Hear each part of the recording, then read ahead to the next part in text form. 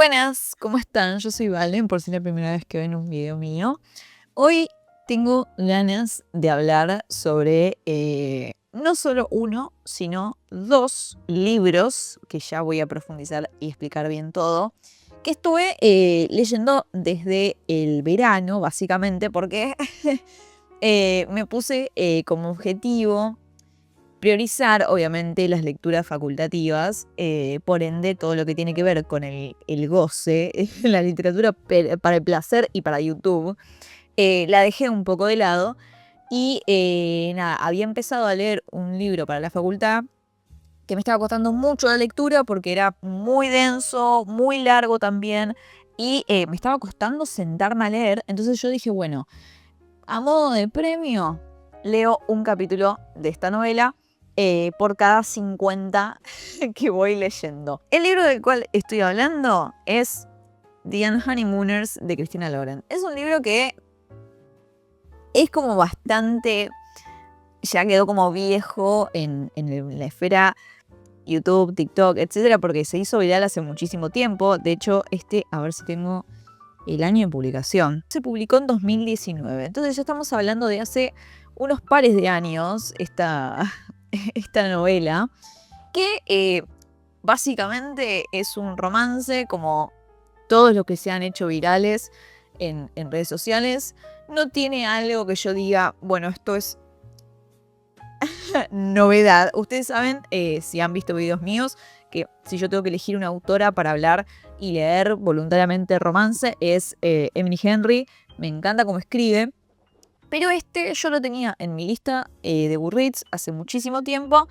Lo vi, lo compré y acá estamos. Y yo no quiero hablar pura y exclusivamente, que si bien tiene unas marquitas de cosas que me han gustado y demás, y frases y lo que sea, siento que no quiero hablar tanto de la trama de esta novela, porque la verdad es que es bastante básica e incluso es muy, que me ha pasado reiteradas veces, no solamente leyendo este libro, sino la segunda parte, que ya voy a llegar ahí, me ha pasado de reiteradas veces decir, bueno, como mucha fantasía en el sentido de cosas que no se asemejan a la realidad, como que no son tan verosímiles y que únicamente pasan en esas películas que uno ve de rom-coms. Y básicamente lo que suele pasar en la gran mayoría de estas novelas que se están haciendo ahora, de romance, que es como medio, bueno, pasan cosas que vos decís, esto en la vida real, pero no hay manera de que pase porque es muy fantasioso. Entonces, lo que a mí me pasó particularmente con esas cuestiones es que yo decía, bueno, no deja de ser un libro de romance, tiene que tener estos condimentos porque si no, estamos hablando de otro tipo de historia. Acá, básicamente, es una chica que se llama Olive, tiene una hermana gemela, melliza, no me acuerdo, no viene al caso, no importa, pero la hermana es igual a ella, que se iba a casar con un tipo y todo lo que armó del casamiento prácticamente consiguió todo muy barato o gratis directamente. Y nada, durante la fiesta del casamiento todos se intoxican por una comida que estaba en el buffet, porque se había ganado un buffet. Pero no porque la comida sea mala, sino porque era de pescado y hay una bacteria en el pescado que es prácticamente imposible darse cuenta uno si la tiene. Entonces todos se intoxican, menos ella, que no come pescado, y menos el... ¿cómo se dice? Porque ella era la dama de honor, el padrino sería. El padrino de la boda, que era el hermano del tipo con el que se casó la hermana de Olive. Que es una persona con la que se lleva como el orto. Este es el típico enemies to lovers, básicamente. Nada, al día siguiente del casamiento tenían la luna de miel, que también se la había ganado. Dijo, yo no quiero que nadie se pierda la oportunidad. Entonces le dijo a la hermana, a Olive, che, andate al viaje, andate vos a Maui, porque no es Maui, y volvés, hacete pasar como que soy yo, porque somos iguales, no pasa nada. Y ella se da cuenta que tiene que ir con el tipo que le cae como el orto, porque nada, alguien tenía que ir y tenían que actuar de que se acababan de casar, de que era su luna de miel. Entonces arranca, ¿viste? Se llevan como el orto y después se empiezan a llevar bien y se enamoran y qué sé yo. Etc. Se pueden imaginar ya, no hace falta que profundice mucho más. Ahora, lo que a mí me llamó particularmente la atención, primero, yo cuando abro el libro, me encuentro, ¿no?, con Christina Lauren. Y hay una explicación de quién es Christina Lauren. Por si hay alguien que no tiene ni idea, Christina Lauren son 2 mujeres, no es una sola. Es Christina y Lauren, básicamente. Entonces acá te explica, bueno, qué onda. Y dentro de esa descripción dice, lo voy a traducir porque lo leí en inglés, el libro está todo en inglés. Son las número 1 internacionalmente autoras de bestseller de 28 libros. Entonces yo giro la página y me encuentro acá con la cantidad de libros, de títulos que han publicado juntas estas mujeres. A lo que yo digo, bueno, más allá de que quería leer la novela para divertirme, qué sé yo, dije, qué raro y qué loco es esto de 2 autoras escribiendo, ¿no? O sea, me llamó poderosamente la atención y dije, yo quiero hablar de esto acá, ¿no? Porque no me pasa de encontrar libros o de yo ir y elegir libros y que sean 2 autores. Es muy poco común. Y además, no solamente eso, sino que son autoras bestseller conocidas internacionalmente. Entonces, han ganado premios, entiendo, y se han forrado de guita. Y que, bueno, después tengo entendido también, no recuerdo ahora ni cuántos ni los nombres, pero cada autora tiene publicados sus propios libros individuales de ellas solas. Entonces yo dije, ¿cómo será esto? O sea, me llamó más la atención leer el libro por esa cuestión, más que por la historia en sí, que me pareció como bastante normal.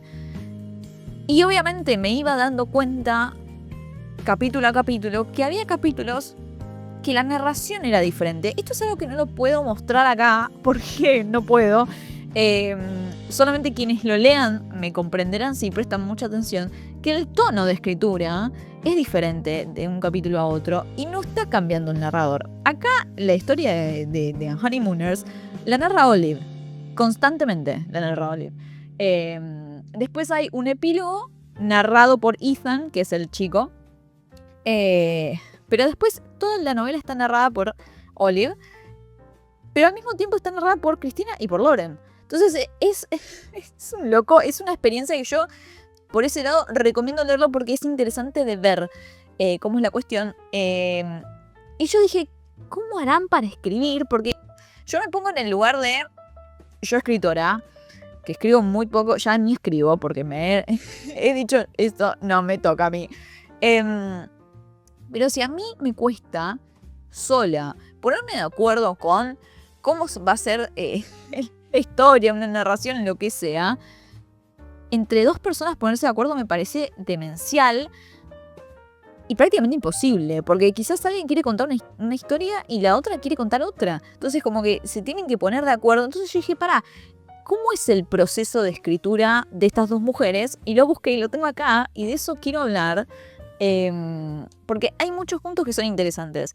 Por un lado, lo que encontré dice que se basa en escribir juntas un esquema inicial, dividirse los capítulos para redactar por separado. Acá está la cuestión. Y luego unir y editar el manuscrito para que tenga una sola voz. Que eso no se nota, chicas. Y lo entiendo y me parece lo más normal. O sea, tampoco, no lo digo como algo malo, sino de que realmente es bastante complejo que parezca que lo escribe una sola persona. Y después dice, las autoras siguen un método estructurado para crear sus novelas. Hacen lluvia de ideas en persona, se reúnen en un lugar y después escriben el esquema, no sé qué, y se separan. Dice, un esquema muy detallado de la historia, las escenas clave y los momentos de tensión. Después se hacen reparto de personajes o de capítulos, o sea que quizás Christina narra unos personajes y Lauren narra otros, o bueno, los capítulos tristes los narra una, los más alegres los narra otra. Se van dividiendo de esa manera, como si fuese un trabajo práctico. Pero que esto lo hacen de manera completamente individual, porque una vive en California y la otra en Utah. Pensé que decía a ver dónde cada una, pero no importa igual. Es como que ellas, me hago yo la idea porque acá no lo dice. Yo me imagino, esto así, por lo que dice acá. Ellas tienen un Google Docs compartido Y una escribe un capítulo, la otra lee el capítulo y escribe el siguiente capítulo. Después la otra vuelve a leer el capítulo que le escribió la otra y contesta. Es como así un docs compartido, porque acá dice que una escribe un capítulo y la otra responde escribiendo el siguiente. En el pasado se dividían los personajes, pero hoy en día prefieren alternar la redacción completa. Es muy difícil, por lo menos en The Honeymooners, no pasa esta cuestión de los personajes porque lo narra Olive. Y sería muy complejo ponerse a decir, no, bueno, porque este personaje dice tal cosa y lo va metiendo en el docs. O sea, es un loco, si no, realmente. Entonces tiene más sentido que sea de esa manera acá, porque me pasó del primer capítulo al segundo que yo noté una diferencia en la narración. Entonces como que, nada. Después, fusión de voces, dice. Una de ellas suele hacer el primer borrador y la otra se encarga de revisarlo. Cuando terminan, editan juntas el texto hasta que toda la historia aparece escrita por una sola persona. Lie. Bueno, no queda, no es lo que como queda, pero bueno, no importa. Corrección externa, comparten texto con lectores de prueba para ajustar detalles antes de publicarlo. Y acá, un dato interesante, dice, su estilo ágil nace de sus inicios escribiendo fanfiction en internet antes de dar el salto a la literatura tradicional. Y acá es donde yo digo, tiene sentido el tópico que eligen para sus novelas, basándome únicamente en The Honeymooners.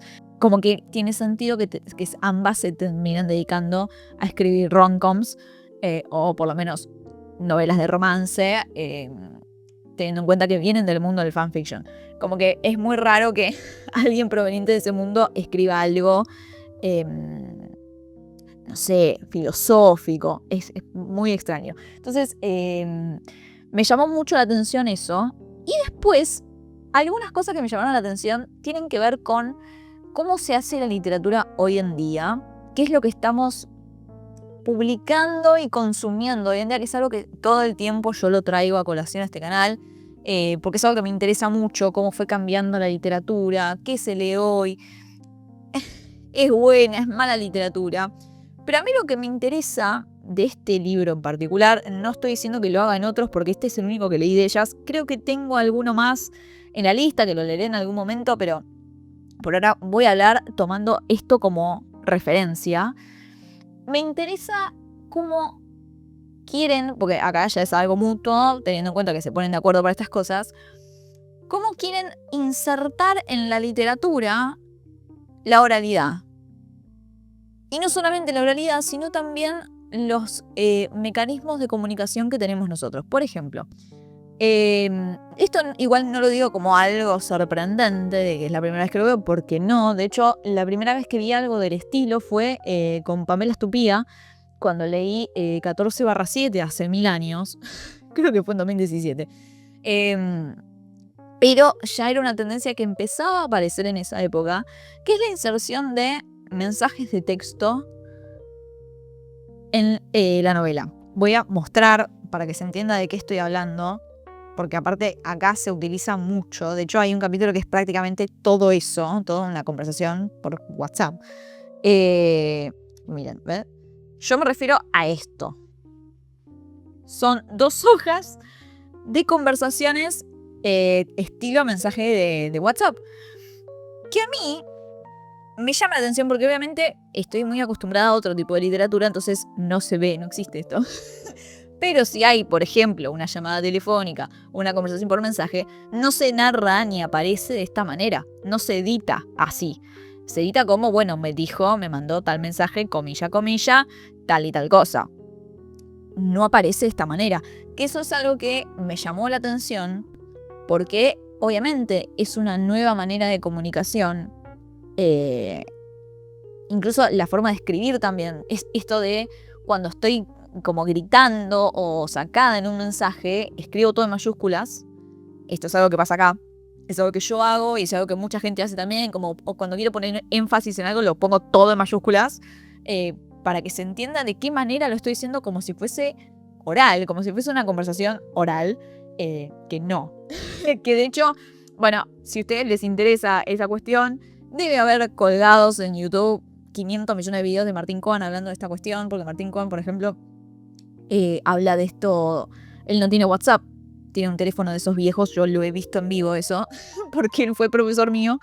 Tiene uno de esos teléfonos viejos que tiene un chip y llama por teléfono y mensaje de texto de última.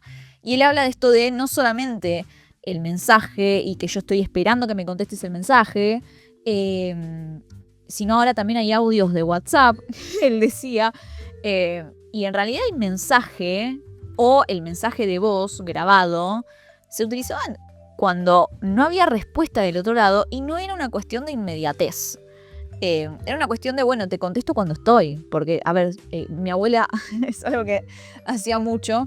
Si me llamaba y yo no le contestaba, me dejaba un mensaje de voz y después yo tenía que el cosito ahí clavado de el logo del mensaje de voz y que no se me iba por algún motivo. Entonces era como, abuela, deja de mandarme un mensaje de voz, porque ya sé que me llamaste, cuando veo que me llamaste, yo tengo tiempo, te llamo de vuelta, quédate tranquila.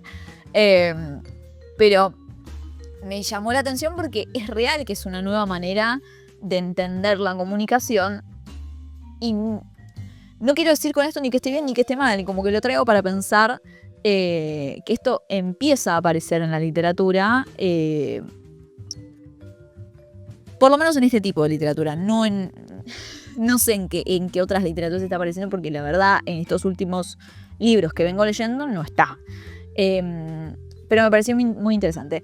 Y además, esto lo linkeo con la segunda parte. Yo este libro, cuando lo marqué en mi lista, no había segunda parte. Cuando yo lo marqué en mi lista para leer, era un libro autoconclusivo de romance y ya. Cuestión que ahora, pasando muchos años de ese momento, que me pongo a leer este libro, me doy cuenta que en Goodreads me salía como #1. Yo esto lo he explicado en otro video, también pueden ir a verlo, que esto aparece cuando el libro no es autoconclusivo, sino que es una biología, trilogía, lo que sea, tiene una continuación. Entonces yo dije, qué raro, porque esto no tenía, ¿qué onda? Me meto y resulta que hicieron una segunda parte, como muchos años después del final de The Honeymooners, que se publica en 2023 y es un audiolibro. Y esto es algo que también me llamó la atención porque no es que, bueno, tenés la opción audiolibro y tenés la opción para comprarte la novela si querés, que yo obviamente me la podía haber comprado solamente para hacer este video. Como que siento que el final de The Honeymooners no necesita una segunda parte. Pero bueno, qué sé yo, para venir a hablar si es necesario. Sino que es únicamente audiolibro el formato. Entonces, te obliga a meterte en el mundo del audiolibro.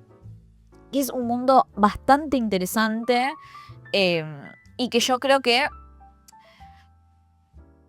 acá sí viene mi opinión personal. Tiene sus cosas buenas y sus cosas malas. En el sentido de que no es lo mismo sentarse a leer que escuchar un libro. Esto obviamente, entendiendo que hay un proceso de escritura, incluso cuando vos lo buscás, te sale una novela de Christina Lauren y te cuenta en la app que yo me lo bajé ahí, me figuraba como que tenía aproximadamente 200 páginas. Entonces, claro, es una cosa escrita y hay actores que lo leen y ya. Pero me llamó la atención eso. O sea, no es que ellas publican el manuscrito, sino que lo publican como audiolibro. Y si vos querés saber qué pasa, te tenés que sentar a escuchar el audiolibro. Que tiene también un montón de cosas que me llaman la atención. Y eso sí tiene que ver, creo yo, con esta cuestión de la falta de lectura. Y que está relacionada con la falta de tiempo. Culpa de el capitalismo. Pero bueno, eso me parece que es para otra conversación, en otro momento. Pero esta cuestión de no tengo tiempo para sentarme a leer, entonces bueno, lo escucho. No tengo un lugar para sentarme a leer tranquilo, un ambiente tranquilo, entonces me pongo los auriculares y escucho la historia. Pero además, obviamente, suponiendo que tenía 200 páginas, me figuraba como capítulos. El capítulo más largo, si no me equivoco, duraba 20 minutos. De hecho, este video muy probablemente dure más que un capítulo del audiolibro. Y después todos los capítulos duraban 7 minutos, 10 minutos, 5 minutos, o sea, rondaba por ahí.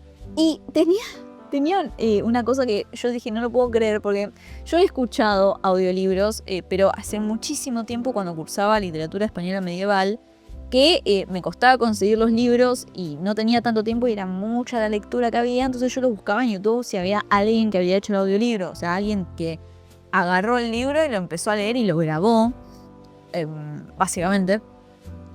Entonces mis recuerdos de los audiolibros era eso, una persona sentada leyéndote la novela. Acá no es una persona que se sienta y te lee, sino que son actores, cosa que ya, primer punto, me llama la atención. Sino que además tiene efectos, tiene música de fondo, a veces le ponían, porque transcurre también en Maui, prácticamente toda la historia. Entonces te ponían sonidos de las gaviotas, sonido de playa, del mar, de como la arena, te ambientaba todo para que vos te sientas como que estabas ahí.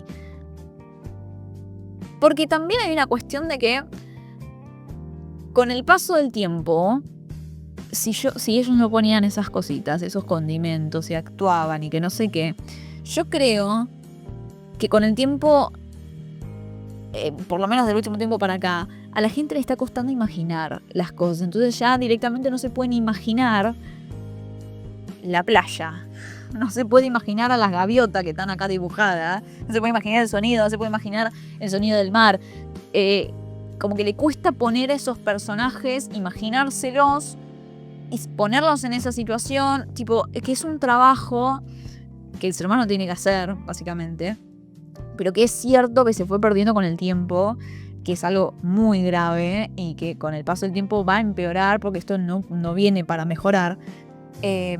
Cada vez va a ser menos la capacidad de imaginar porque desde muy chicos ya los niños no están jugando, entonces si no juegan y no crean, no imaginan, después no van a tener ese ejercicio a la hora de leer. Entonces, como que yo me quedé reflexionando en esas cosas, me quedé pensando esto de, bueno, te pongo los soniditos para que te sienta como que estás ahí y te lo puedas imaginar, porque si yo me siento y te lo narro, no te lo puedes imaginar, básicamente. De igual manera, no es que yo estoy diciendo como que, ay, me disgustó, me pareció una poronga. Realmente no, me pareció raro por momentos e incluso me esperaba algo diferente, por lo menos del audiolibro. Yo me esperaba más que aparezcan, que sean el foco los protagonistas de esta novela de The Honeymooners. Pero no, eran la hermana y el padrino. Spoiler, porque Olivia y Ethan se terminan casando. Y era sobre la hermana organizándole el casorio. Qué sé yo. Es una pavada. Realmente me pareció una pavada. Es como que sentí que no tenía mucho para aportar. Pero bueno, nada, todo esto obviamente me deja pensando.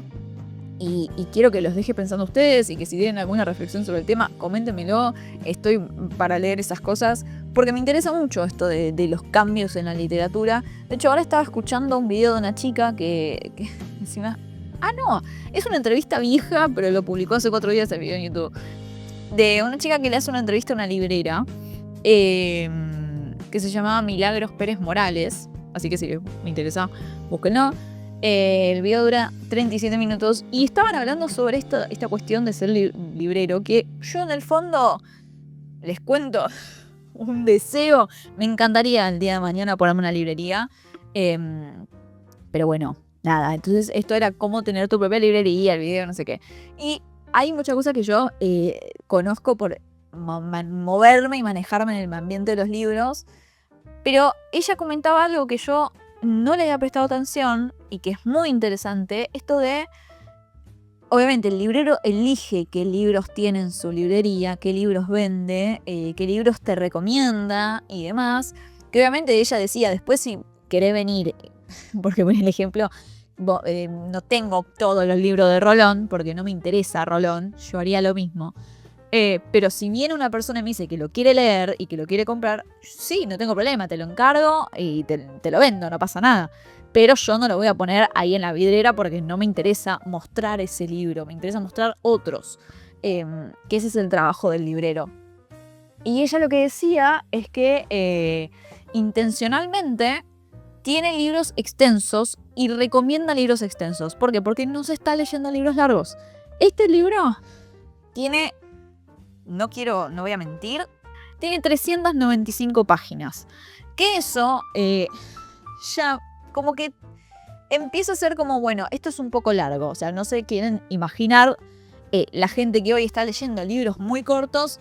Si yo le doy Crimen y Castigo de Dostoyevsky, se pegan un tiro, básicamente. O sea, hay lectores que leen libros largos, más que nada todo lo que es fantasía, son libros súper extensos. Pero por lo general, lo que ella comenta es que la gente que va a la librería pide libros cortitos. Libros de 100 páginas, menos de 100 páginas, 150, 200 como muy largo. Entonces es un modo de ella de protesta, por decirlo de alguna manera, vender libros extensos. Y nada, me pareció súper interesante esa cuestión porque no solamente viene del lado de la falta de atención, la falta de compromiso y demás. No de compromiso, o sea, no sé si es compromiso la palabra, pero esta cuestión de que nos cuesta prestar atención por más tiempo. Entonces queremos algo ya. Y también está algo que también pasa mucho, que yo lo vengo notando, es esto de que la gente quiere marcar como leído. Y no se sienta a leer y prestarle atención y pensar y reflexionar como estoy haciendo yo acá. Sino que quieren ya, que se termine y listo. Lo marqué, lo leí, ya está. Eso, ay, sí, lo tengo en mi lista, ya lo leí 500 millones de veces, no importa. Como que ya lo leí, ya está. Y no es así. Un libro es mucho más que marcarlo como leído, pero eso tiene que ver obviamente con lo que mencioné antes, del capitalismo y demás, consumismo, y esta cuestión del FOMO y de no quedarse atrás también tiene mucho que ver con eso. Pero bueno, al mismo tiempo, si bien el lector promedio, por decirlo de alguna manera, elige comprar libros cortos, también las editoriales publican libros cortos. O sea, es una cuestión también de oferta y demanda en este mercado, porque no deja de ser un mercado. Y las editoriales no publican libros largos. ¿Por qué? Porque está muy caro el papel.